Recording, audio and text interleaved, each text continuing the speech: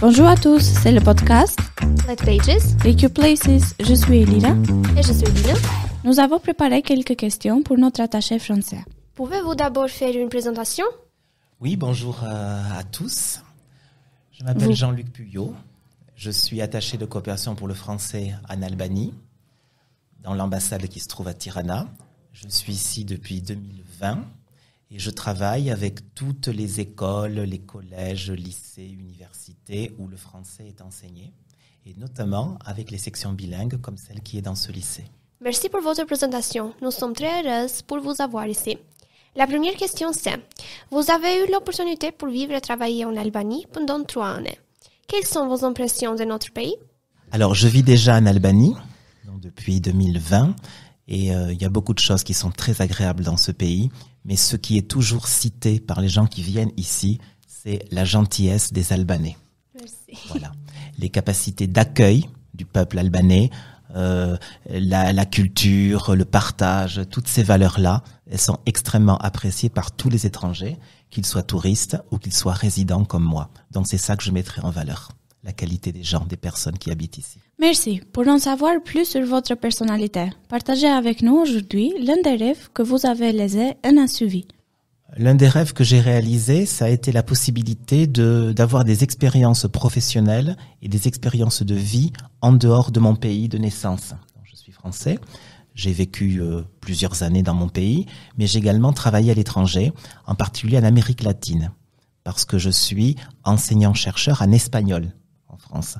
Donc je suis intéressé par tous les pays où l'espagnol est parlé. J'ai eu la possibilité de vivre en Espagne, en Équateur et en République dominicaine, plus au Brésil, qui n'est pas un pays hispanophone, qui est un pays lusophone, mais j'ai appris le portugais aussi, et j'ai pu travailler au Brésil.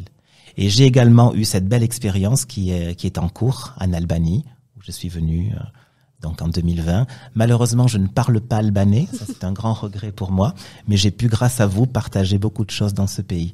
Donc je dirais, une des choses que j'ai appréciées de ma carrière, ça a été la possibilité de rencontrer d'autres cultures, d'autres traditions, d'autres peuples à travers mon travail. Si vous pouviez changer ce monde, quelle serait la première chose que vous feriez? Introduire plus de justice, d'égalité, moins d'antagonisme, de difficultés, plus d'amitié entre les peuples, plus de fraternité. Pour terminer la courte interview avec vous, nous voudrions vous interroger sur votre relation et votre opinion personnelle sur les Albanais. Alors, comme j'ai dit un peu tout à l'heure, je trouve que les Albanais sont des gens extrêmement accueillants, qui sont disposés à partager, à faire connaître leur culture également. Les Albanais aiment beaucoup leur pays. Oui. Voilà. Ils aiment leur pays, leur culture, leur tradition, et ils sont toujours prêts à permettre à ceux qui ne sont pas albanais de s'en approcher un peu. Voilà. Même si on ne connaît pas le pays, même si on ne connaît pas la langue, eh bien on est toujours invité à y participer. Donc mon opinion sur les Albanais est une opinion bien sûr très positive. Il y a une grande culture aussi dans le pays, avec des variantes régionales très fortes. Oui. Et c'est une culture qui est riche, je trouve très riche. Voilà.